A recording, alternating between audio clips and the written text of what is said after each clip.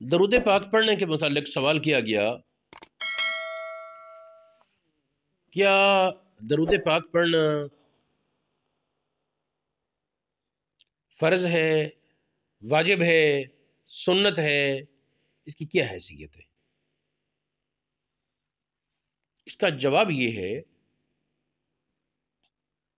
امام طحاوی علیہ الرحمہ نے اور امام کرخی ایک تھے حنفیوں کے بڑے عالم، ان کے موقف کے مطابق امام کرخی فرماتے ہیں کہ جس طرح کلمہ طیبہ پڑھنا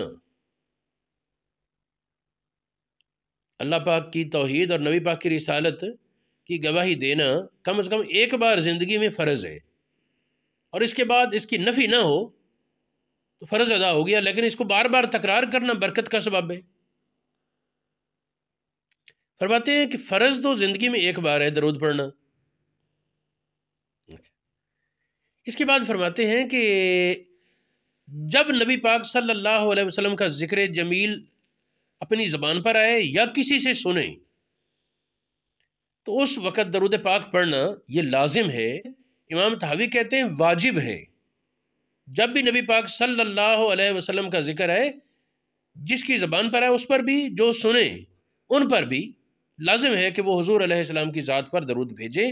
یہ واجب ہے، اصطلاح میں فرض اس کو نہیں کہہ رہے۔ پھر ایک سوال ہوا، انہوں نے کہا جی جب درود پڑھا جائے اس میں پھر نبی پاک کا ذکر ہوگا، پھر پڑھا پھر ذکر ہوگا نبی پاک کا، پھر باقی سارے کام چھوڑ دیں صرف درود ہی پڑھتے رہے؟ یہ سوال کیا گیا۔ علماء نے فرمایا کہ نہیں، اس کا مطلب یہ ہے کہ ایک مجلس میں بہتر تو ہر بار ذکر ہو، جب بھی ذکر ہو درود پڑھا جائے، لیکن شرعی حکم کی حد تک یہ ہے کہ جس مجلس میں نبی پاک صلی اللہ علیہ وآلہ وسلم کا ذکر متعدد بار ہو، اس مجلس میں ایک مرتبہ یہ درود پاک پڑھنا واجب، ایک مرتبہ درود پاک نبی کریم کی ذات پر پڑھنا واجب، اور ہر بار پڑھنا یہ مستحسن ہے، مستحب ہے، اور درجے کے اعتبار سے سنت غیر مؤکدہ کے حکم میں ہوگا۔ یہ مسئلہ جو میں نے بیان کیے یہ احکام القرآن ہے، امام جساس رازی کی تفسیر کی کتاب ہے۔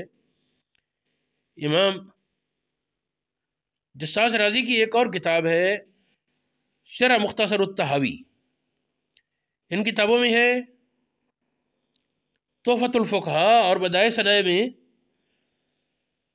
یہ مسئلہ موجود ہے۔ بدائع صنائع کی عبارت ہے، کان ابو الحسن الکرخی یقول ان الصلاۃ علی النبی صلی اللہ علیہ وسلم فرض علی کل مسلم بالغ عاقل فی العمر مرۃ واحدہ، وقال الطحاوی تجب عند سماع اسمہ فی کل مرۃ، ہر بار نبی پاک کے نام سننے پر درود بھیجے واجب ہے، وہو الصحیح، یہی صحیح ہے۔